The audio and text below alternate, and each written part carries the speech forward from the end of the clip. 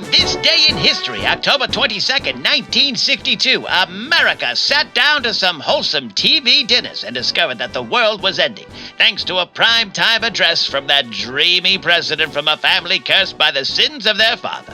JFK, who along with Richard Nixon would be the most impersonated president on comedy shows throughout the 60s and 70s, suck it to me, baby, announced that a U-2 spy plane had confirmed that Russian missile sites had been found in Cuba and were ready to launch communism straight into our backyards. And the Cuban Missile Crisis was born, becoming a staple for your grandparents' boring stories about yesteryear for decades to come. The announcement sent shockwaves through the red-line suburbs of white America, who had previously only feared sharing water fountains with anyone who was not them. Facing the very real threat of nuclear war from those damn commie reds, American citizens were at a loss of what to do as they rushed into fallout shelters full of lead-lined cans that would eventually kill them via disease. Some teenagers, still under the spell of Satan's rock and roll, used this crisis to convince their steadies to make sweet biblical love until the mushroom cloud took us all into thy kingdom come.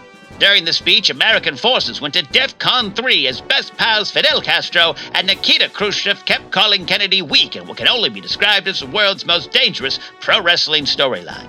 The crisis was built on America's not-so-secret involvement in the botched attempt to overthrow Castro during the Bay of Pigs debacle, and Khrushchev, fearing China, was wooing Cuba to its team like a communist free agent signing.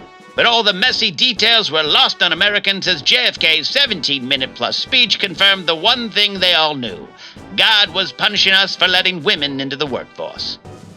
All this and more happened on this day in history.